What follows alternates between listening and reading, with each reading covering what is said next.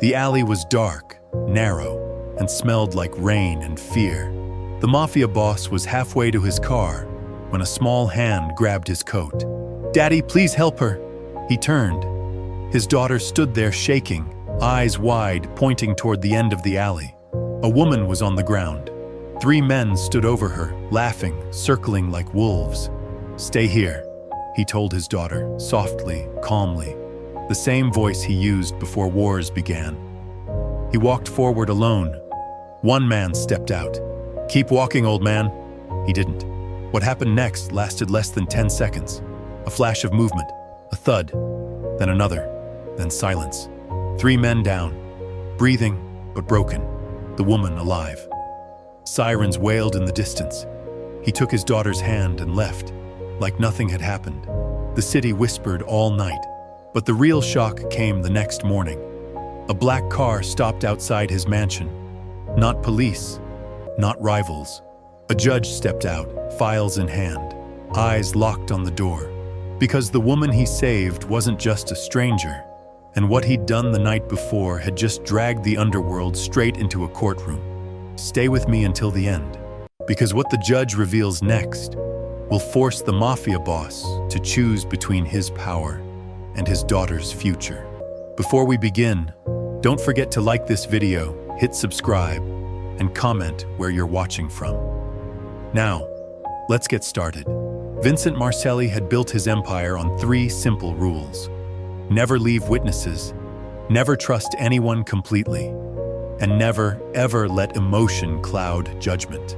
For 25 years, these rules had kept him alive in a world where most men didn't see their 40th birthday. They had made him the most feared and respected boss in Chicago. They had protected his family, his territory, and his legacy. But all 3 rules shattered the moment his 8-year-old daughter whispered those 4 words in that dark alley. Let me take you back to that night, because what happened in those 10 seconds didn't just save a stranger's life. It triggered a chain of events that would expose secrets buried for decades and force a man who controlled half the city to face the one thing he couldn't control: his daughter. The evening had started like any other Thursday. Vincent had finished a meeting at his restaurant downtown, the kind of meeting where handshakes sealed million-dollar deals and broken promises ended careers. Sophia, his daughter, had been waiting in his office doing homework at the mahogany desk that had belonged to his father and his father before him. She was the light in his dark world, 8 years old with her mother's green eyes and a smile that could melt the coldest heart. Vincent had lost his wife to cancer 3 years earlier, and since then, Sophia had become his entire universe. He arranged his schedule around her school plays, her soccer games, her bedtime stories. The most dangerous man in Chicago read fairy tales every night and made pancakes shaped like butterflies every Sunday morning. "Ready to go home, princess?" Vincent had asked, closing his laptop and straightening his tie. Sophia nodded, gathering her colored pencils and notebooks with the careful precision she had learned from watching her father organize his own affairs. Everything had its place. Everything had its purpose. They walked to the parking garage together, her small hand tucked safely in his large one. The garage was underground, dimly lit, connected to the restaurant through a series of tunnels that Vincent's grandfather had built during Prohibition. Most people didn't even know these tunnels existed. They were part of the family's history, carved into the foundation of the building like scars in stone. The black Mercedes waited in its usual spot, polished and ready. Vincent's driver had gone home hours earlier. Thursday evenings were their tradition, just father and daughter, driving through the city while Sophia told him about her day, and he pretended that the weight of his empire wasn't crushing his shoulders. That's when they heard it. A scream, muffled but desperate, echoing through the concrete walls of the garage. Vincent's hand instinctively moved toward the gun concealed beneath his jacket, his body tensing with the reflexes that had kept him alive through 3 decades of violence. "Daddy?" Sophia's voice was small, uncertain. Vincent paused, listening. Another sound, laughter, male voices, rough and cruel. the kind of laughter that preceded terrible things. His first instinct was to get Sophia in the car and drive away. That was the smart choice, the safe choice, the choice that followed his rules. But Sophia's grip on his hand tightened, and when he looked down, he saw something in her eyes that stopped him cold. Not fear for herself, but for someone else. Compassion that she had inherited from her mother. The kind of pure empathy that Vincent thought had been beaten out of him years ago. "Someone's hurt," she whispered. Vincent closed his eyes for a moment, feeling the familiar war between the father he wanted to be and the man he had to be. In his world, curiosity killed more than cats. It killed entire bloodlines. But Sophia was already moving toward the sound, her small feet echoing in the concrete space. Vincent followed, every instinct screaming at him to turn around, to protect his daughter from whatever they were about to find. The garage connected to an alley through a service entrance that most people ignored. The door was slightly ajar, letting in the smell of rain and something darker. Violence had a scent, metallic and sharp, and Vincent recognized it immediately. He pushed the door open slowly, keeping Sophia behind him. The alley stretched out like a canyon between two buildings, narrow and filled with shadows. At the far end, under a flickering streetlight, 3 men surrounded a woman who lay crumpled on the wet asphalt. Vincent's trained eye took in the scene instantly. The woman was young, maybe mid-20s, dressed in a business suit that was now torn and dirty. Her purse lay scattered nearby, contents spilled across the ground. The 3 men were clearly enjoying themselves, taking their time, savoring the power they held over someone helpless. This wasn't a robbery. This was something much worse. Vincent's hand moved to his phone, ready to call his security team, ready to handle this the way he handled everything else, from a distance, through intermediaries, without getting his hands dirty or putting his daughter at risk. But then Sophia stepped around him, and her small voice cut through the night like a blade. "Daddy, please help her." 4 words that changed everything. Vincent looked down at his daughter, saw the trust in her eyes, the absolute faith that her father could fix anything, stop any evil, protect any innocent person who needed help. She believed in him not as Vincent Marcelli, the feared Mafia boss, but as her daddy, the man who read her bedtime stories and chased away her nightmares. In that moment, he realized something that terrified him more than any rival gang or federal investigation. His daughter didn't know what he really was. She thought he was a hero, and maybe, just for tonight, he could be Dual B. Vincent looked at the 3 men again, calculating distances, angles, escape routes. His mind worked like a machine, processing variables the way other men processed morning coffee. The woman on the ground wasn't moving much, which meant time was running out. The men were drunk, sloppy, overconfident. They hadn't noticed him yet. "Stay right here, Sophia," he whispered, his voice carrying the quiet authority that made grown men tremble. "Don't move. Don't make a sound." Sophia nodded, pressing herself against the brick wall, still clutching her school backpack like a shield. Vincent stepped into the alley. His footsteps were silent on the wet asphalt, decades of moving through dangerous places having taught him how to become a ghost when necessary. He was 20 feet away when the first man noticed him. "Hey!" The guy was big, maybe 6'3", wearing a leather jacket that had seen better years. His face was flushed with alcohol and adrenaline. "I said keep walking, Grandpa." Vincent stopped walking, but he didn't turn around. "Let her go," he said quietly. His voice carried no emotion, no threat, just a simple statement of fact. The second man laughed, a harsh sound that echoed off the alley walls. "Or what? You gonna call the cops?" He was smaller than his friend, but carried himself with the nervous energy of someone looking for a fight. The third man hadn't said anything yet. He was the smart one, Vincent realized, the one who sensed that something wasn't right about this situation. His hand was already moving toward what looked like a knife tucked into his belt. Vincent had been in situations like this more times than he could count, but those times, he'd been the predator.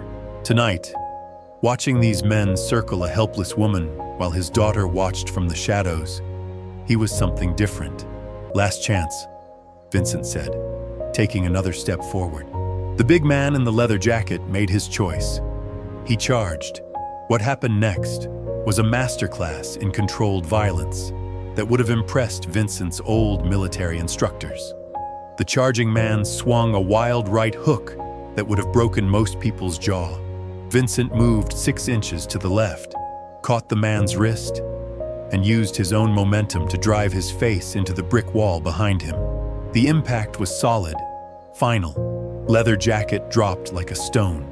The second man pulled a knife, but he was drunk and angry and made the mistake of telegraphing his move. Vincent caught his knife hand at the wrist, twisted until something cracked, and delivered a precise elbow to the man's solar plexus. He folded in half, gasping for air that wouldn't come. The third man, the smart one, had his own knife out and was moving carefully, professionally. This one had training. This one was dangerous. But Vincent had been dangerous since before this man was born. They circled each other for maybe 3 seconds. The smart man feinted left, then came in low and fast, aiming for Vincent's ribs. It was a good move, executed properly. Vincent deflected the blade with his forearm, stepped inside the man's guard, and grabbed his throat with one hand while driving his knee into the man's stomach. The knife clattered to the ground. The man went down hard and stayed down. 7 seconds, maybe 8. Vincent straightened his tie and walked over to the woman on the ground. She was conscious, but dazed, blood trickling from her nose. Her eyes were wide with shock and fear. "Are you hurt badly?" Vincent asked, his voice gentle now, the same tone he used with Sophia when she had nightmares. The woman tried to speak, but only managed a whisper. "Thank you." Vincent helped her sit up, checking for serious injuries. Nothing appeared broken, but she would need medical attention. In the distance, sirens were getting louder. Someone had called the police. "What's your name?" Vincent asked. "Sarah," she managed. "Sarah Chen." The name meant nothing to Vincent, but he filed it away anyway. In his business, every detail mattered. "Sarah, the police are coming. Tell them 3 men attacked you and someone scared them off. Don't describe me. Do you understand?" Sarah nodded, still shaking. Vincent stood and walked back toward Sophia, who was exactly where he had left her, eyes wide but trusting. She looked at the 3 men on the ground, then at her father, and something shifted in her expression. Not fear, but understanding. A glimpse of the man her father really was beneath the bedtime stories and butterfly pancakes. "Are they dead?" she whispered. "No, princess. They're just sleeping." Sophia nodded gravely, accepting this explanation the way children accept that monsters live. Under beds and heroes always win in the end. Vincent took her hand and led her quickly back through the garage to their car. By the time the first police cruiser arrived at the alley, the black Mercedes was 3 blocks away, moving through late-night traffic like any other car carrying a father and daughter home from dinner. They drove in silence for several minutes. Sophia stared out the window at the city lights, processing what she had witnessed in the way that 8-year-olds process things too big for their understanding. "Daddy?" she finally said. "Yes, princess? Will that lady be okay?" Vincent glanced at his daughter in the rearview mirror. She was still holding her backpack, still wearing the school clothes that marked her as innocent, untouched by the violence that had shaped his life. "She'll be fine," he said. "The police will take care of her." Sophia nodded, satisfied with this answer. But Vincent could see her thinking, filing away questions that she wasn't ready to ask yet. Questions about why her father had moved like that, fought like that, made 3 dangerous men disappear in less than 10 seconds. Questions that would come later, when she was older, when the fairy tale version of her father began to crack and reveal the truth underneath. They pulled into the circular driveway of the Marcelli estate 20 minutes later. The house was massive, built like a fortress, but designed to look like a family home. Security cameras tracked their movement from the street to the front door. Motion sensors lit their path. Armed guards watched from positions that Sophia had never noticed. But Vincent checked automatically. Bath time, then bed, Vincent said as they walked through the front door. School tomorrow. Can I stay up an extra hour? Sophia asked, testing boundaries the way children always do. Not tonight, princess. It's been a long day. Sophia accepted this with the resignation of a child who knew when negotiation was pointless. She kissed her father goodnight and headed upstairs with Maria, the housekeeper who had been with the family since before Sophia was born. Vincent waited until he heard the bathwater running before he walked into his study and closed the door. The room was lined with books that he actually read, not the fake collections that some men kept for show. History, philosophy, military strategy. The education of a man who understood that power without knowledge was just violence waiting to happen. He poured himself 3 fingers of whiskey and sat behind his desk, thinking about what had happened in that alley, about the look in his daughter's eyes, about the choice he had made when she asked him to help a stranger. Vincent had killed his first man at 19. By 30, he had built an organization that controlled significant portions of Chicago's underground economy. He laundered money through legitimate businesses, settled disputes that the police couldn't handle, and provided services that society needed but wouldn't acknowledge. He told himself that he was a businessman who sometimes used violence as a tool, that everything he did was to build something for Sophia, to give her a future free from the choices that had defined his life. But tonight, in that alley, his daughter had seen him for what he really was, a man who could make 3 dangerous people disappear in 10 seconds, a man who carried violence like other men carried car keys, and she had asked him to use that violence to help someone who needed help. Vincent sipped his whiskey and wondered what that meant, what lesson his daughter had learned, what questions she would ask when she was old enough to understand the answers. The phone rang at 11:45, Vincent's private line, the number that only a dozen people in the world possessed. Yes, Mr. Marcelli? The voice was unfamiliar, professional, careful. This is Detective Morrison, Chicago PD. I'm calling about an incident that occurred tonight in the alley behind Torino's restaurant. Vincent's expression didn't change, but his mind shifted into the mode that had kept him alive for 30 years. Careful, cautious, revealing nothing. I'm sorry, Detective. I'm not familiar with any incident. 3 men were found unconscious in that alley around 10:30 tonight. They had been assaulted. A woman named Sarah Chen was also found at the scene. She claims that someone intervened to help her, but she couldn't provide a description of her rescuer. I see, Vincent said. How can I help you? Well, sir, that's the interesting part. Sarah Chen works for the federal court system. She's a clerk for Judge Patricia Hawthorne, and Judge Hawthorne asked me to give you a call. Vincent felt something cold settle in his stomach. Judge Patricia Hawthorne was not a name he wanted to hear at midnight on a Thursday. She was the federal judge who had been investigating organized crime in Chicago for the past 2 years. She was smart, relentless, and completely incorruptible. She was also the judge who had been building a case against Vincent Marcelli for 18 months. I still don't understand how this concerns me, Detective. Judge Hawthorne would like to speak with you tomorrow morning, Mr. Marcelli. 10 o'clock. Her chambers. She said to tell you that it's about your daughter's future. The line went dead. Vincent set down the phone and stared at the amber liquid in his glass. In the space of one evening, his carefully constructed world had begun to crack. He had broken his own rules to save a stranger. His daughter had witnessed him commit violence, and now a federal judge who wanted to destroy him was asking for a meeting about Sophia's future. Upstairs, he could hear Sophia brushing her teeth, getting ready for bed, humming the song from some cartoon movie, the sound of innocence and normalcy and everything he had tried to protect her from. Tomorrow, he would have to face Judge Patricia Hawthorne and find out exactly how much his moment of heroism was going to cost. Vincent didn't sleep that night. He stood at his bedroom window, watching the security lights sweep across the grounds, thinking about choices and consequences.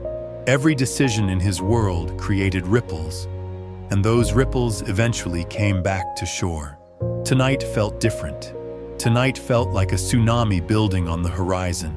At 6 in the morning, he made Sophia her usual breakfast. Pancakes shaped like butterflies, orange juice in the glass with the cartoon characters. Everything exactly the same as every other Friday morning. But when she came downstairs, rubbing sleep from her eyes, she stopped in the doorway and stared at him. "Daddy, you look tired." Vincent forced a smile. "Just thinking about work, princess." Sophia climbed into her chair and picked at her pancakes, glancing at her father every few seconds. Children notice things that adults miss: the tension in his shoulders, the way his hand trembled slightly when he poured his coffee, the fact that he kept checking his phone even though it hadn't made a sound. "Is the lady from last night okay?"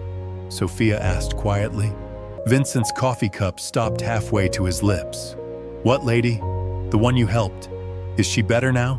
For a moment, Vincent considered lying, telling his daughter that it had been a dream, that nothing had happened, that her father was just a businessman who read bedtime stories and made butterfly pancakes.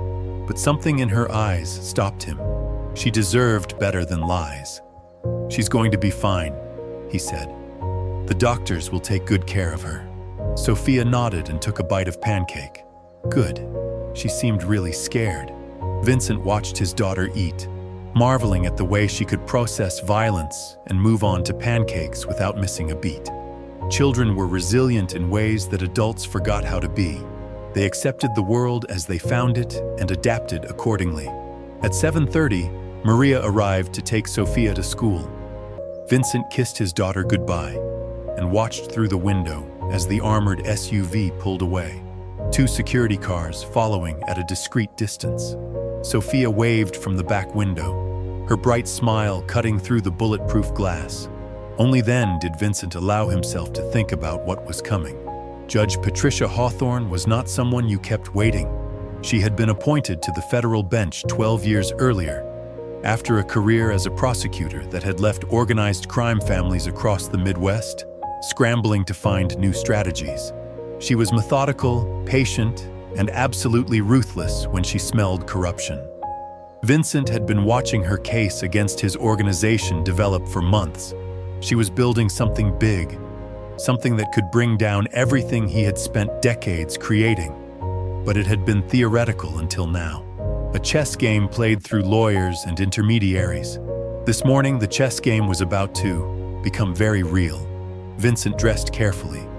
A charcoal suit that cost more than most people made in a month, but conservative enough to show respect for the court. Italian leather shoes that made no sound on marble floors. A tie that suggested success without flaunting wealth. The uniform of a man who moved between 2 worlds and belonged fully to neither. At 9:15, Vincent's driver pulled up to the federal courthouse in downtown Chicago. The building was a monument to justice, all marble columns and carved eagles, designed to intimidate anyone who walked through its doors. Vincent had been here before, for depositions and hearings, always as a defendant, never as someone seeking help. Today felt different. Security was tight but professional. Vincent submitted to the metal detector, allowed his briefcase to be searched, answered questions with the patience of a man who understood that cooperation was sometimes the best form of resistance. Nobody mentioned the meeting with Judge Hawthorne. Nobody asked why he was there, but Vincent could feel eyes on him as he walked through the corridors. Whispers followed in his wake. Vincent Marcelli didn't come to federal court unless something big was happening. Judge Hawthorne's chambers were on the 7th floor, behind a door marked only with her name and title. Vincent's lawyer had offered to accompany him, but Vincent had declined. Some conversations were too important for intermediaries. He knocked twice and waited. "Come in." Judge Patricia Hawthorne was smaller than Vincent had expected, maybe 5'4" in her judicial robes, with gray hair pulled back in a severe bun and eyes that seemed to catalog every detail of the room simultaneously. Her chambers were sparse, functional, lined with law books that showed obvious signs of use. She gestured to a chair across from her desk. "Mr. Marcelli, thank you for coming." Vincent sat carefully, keeping his hands visible, his posture respectful but not submissive. Your Honor, I understand you wanted to discuss my daughter. Judge Hawthorne studied him for a long moment, and Vincent had the unsettling feeling that she was reading his thoughts. Tell me about last night. I'm afraid I don't understand. 3 men attacked my court clerk in an alley behind Torino's restaurant. Someone intervened. Those 3 men are now in the hospital with injuries that suggest professional training, military training, or worse. Vincent said nothing. Sarah Chen is 26 years old. She's worked for me for 3 years. She's brilliant, dedicated, and completely innocent of anything that should have put her in danger. But someone knew where to find her. Someone knew her routine. Someone wanted to hurt her because of her connection to my court. Vincent felt pieces clicking together in his mind, forming a picture he didn't like. You think the attack was connected to your work? I think the attack was connected to my investigation into organized crime in this city. Specifically, my investigation into you. Judge Hawthorne opened a file on her desk and pulled out a photograph. It showed Sarah Chen smiling at what looked like an office party, holding a glass of champagne, surrounded by other court employees. Sarah has been helping me research financial records for the past 6 months. Bank transfers, shell companies, money laundering operations. She's very good at finding patterns that other people miss. Vincent's expression didn't change, but his mind was racing. If Sarah Chen had been targeted because of her work on his case, then last night hadn't been a random act of violence. It had been an assassination attempt, disguised as a street crime, and Vincent had stopped it. Why are you telling me this? He asked. Judge Hawthorne leaned back in her chair, because according to Sarah's description, her rescuer was approximately 6 feet tall, well-dressed, and moved like someone with extensive combat training. He disabled 3 attackers in less than 10 seconds and disappeared before police arrived. She pulled out another photograph. This one was a security camera image, grainy and dark, showing a man in an expensive suit walking away from an alley. The image was too unclear to make a positive identification, but Vincent recognized his own silhouette. The timestamp shows this was taken at 10:28 last night, 12 minutes before police arrived at the scene. Vincent studied the photograph without expression. I'm not sure what you want me to say. I want you to tell me why Vincent Marcelli, who has spent 30 years avoiding any situation that might put him in legal jeopardy, risked everything to save a woman who works for the judge trying to destroy him. The question hung in the air between them like smoke. Vincent could hear the clock on Judge Hawthorne's wall ticking, counting seconds that felt like hours. Sometimes people do the right thing, he said finally, even when it's not smart. Judge Hawthorne smiled for the first time since he had entered her chambers. It wasn't a friendly smile, but it wasn't hostile either. It was the smile of someone who had just heard an answer that surprised them. Your daughter was with you. It wasn't a question. Vincent's hands clenched involuntarily, but his voice remained steady. My daughter was never in danger. No, I don't think she was. I think you made sure of that. But she saw what happened, didn't she? She saw her father take down 3 men who were threatening an innocent woman. Vincent said nothing. I have a daughter too, Mr. Marcelli. She's 17 now, applying to colleges, dreaming about changing the world. Do you know what keeps me awake at night? Vincent waited. The fear that someday she'll discover that her mother isn't the hero she thinks she is. That the work I do, the choices I make, the people I send to prison, that all of it comes with a cost. And that cost might eventually touch her. Judge Hawthorne stood and walked to the window overlooking the city. From 7 floors up, Chicago looked peaceful, orderly, like a model train set spread out under glass. I've been building a case against you for 18 months. Wire transfers, recorded conversations, testimony from people who used to work for you. I'm very close to having everything I need for an indictment. Vincent felt his throat tighten, but he kept his expression neutral. But last night, something changed. Last night, you saved the life of someone I care about, someone who matters to me professionally and personally, and you did it in front of your daughter. knowing that it might expose you, knowing that it might cost you everything. She turned back to face him. That tells me something about who you really are underneath all the rest of it. Vincent found his voice. What do you want? I want to offer you a choice. The same choice that every parent faces eventually. You can continue being Vincent Marcelli, head of a criminal organization, looking over your shoulder for the rest of your life, waiting for the day when someone comes for your daughter to get to you. Or you can be Sophia's father, completely, permanently, without reservation. Judge Hawthorne returned to her desk and pulled out a thick folder. This contains everything I have on your organization. Financial records, witness statements, surveillance footage, enough to put you away for 20 years and dismantle everything you've built. Vincent stared at the folder, feeling the weight of 30 years pressing down on his shoulders. But I'm prepared to make it all disappear. Every file, every investigation, every pending charge.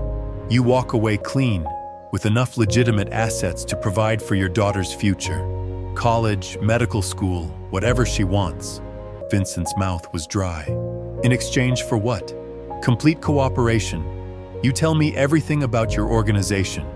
Names, locations, financial structures, ongoing operations.